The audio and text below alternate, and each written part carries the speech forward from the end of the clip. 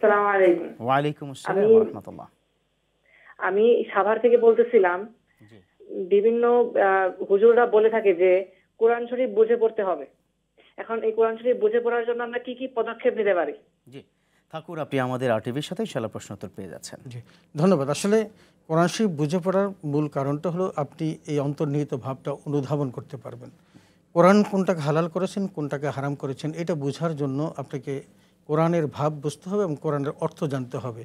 কিন্তু তার অর্থ এই নয় যে আপনি এই ভাব বুঝবেন বা কোরআন শরীফের অর্থ জানবেন না বলে কোরআন পড়বেন না, এমনটি না। কিন্তু আপনি যত বেশি পারেন তত বেশি কোরআন তেলাওয়াত করবেন। আপনি বুঝে হোক না বুঝে হোক কোরআন তেলাওয়াত করবেন, কারণ আফজালুল ইবাদতি তিলাওয়াতুল কোরআন।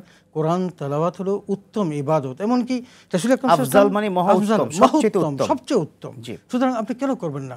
রাসূল আকরাম এমনও বলেছেন, ইকরাইল কোরআন ফাইন্নাহু ইয়াতি ইয়াউমাল কিয়ামাতি শাফিয়ান লিআসহাবিহি। তোমরা কোরআন পড়ো, কারণ কোরআনের বাহককে, তার মানে যিনি কোরআন পড়বেন সেই কোরআনের বাহককে নিয়ে জান্নাতে যাবে, সুপারিশ করবে তার জন্য। এখানে আরেকটা হাদিস স্যার আমি সংযোগ করতে চাই। এই রমাদান উপলক্ষে এবং কোরআনে দুটোকে মিলে কিন্তু একটি হাদিস আছে, বুখারী হাদিস, আসিয়ামু আল কোরআনু ইয়াশফাআনি লিল আবদি ইয়াউমাল কিয়ামা।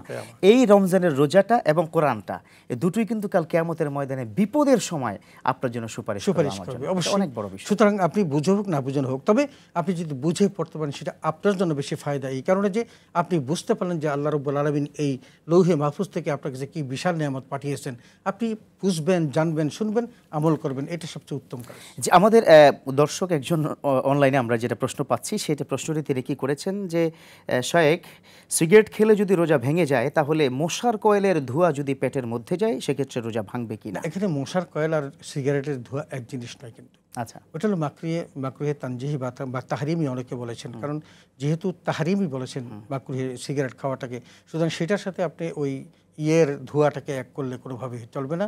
সুতরাং আপনাকে রোজা রাখা অবস্থায় কোনোভাবেই সিগারেট পান করা যাবে না। তার মানে হচ্ছে সিগারেটের ধোঁয়া আলাদা এবং কয়েলের ধোঁয়া। এমনকি গ্রামে আমরা দেখি যারা লাকড়ির চুলাতে কাজ করে মা বোনরা, তারাও কিন্তু লাকড়ির চুলা যখন ধরাতে যায় তখন ধোঁয়াতে নাক হয়ে হয়তো স্টোমাক পর্যন্ত পৌঁছায়, সেটাও সমস্যা হবে না।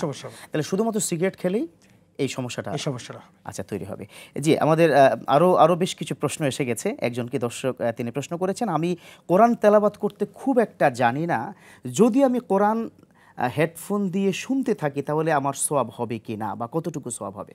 আল্লাহু আকবার। আমি আপনাকে এই শেষের কথাটাই বলবো, আপনি যত বেশি পারেন শুনবেন, কারণ কোরআন তেলাওয়াত করা এবং শোনা সমান সওয়াব। তবে আপনি যেহেতু কোরআন শুনতে ভালো পছন্দ করেন, আপনি কোরআনটাকে একটু শিখারও ব্যবস্থা করুন, কারণ আল্লাহ রাব্বুল আলামিন কোরআন যে সহজ, এটা বলেছেন ওয়ালাকাদ ইয়াসসারনাল কোরআনা লিযিকরি ফাহাল মিন মুদ্দাকির। আপনার কাছে কঠিন হবে কেন? আপনি তো অনেক কিছু করতে পারেন, সুতরাং এইটাও পারবেন। শুধু একটু ইচ্ছা করেন, আপনি একজন বয়স্ক লোককে রেখে অথবা একজন তালিব ইলমকে রেখে তার কাছ থেকে কোরআনটা শিখেন, অনেক বেশি ফায়দা হবে। শোনাতে তো ফায়দা হবে ইনশাআল্লাহ।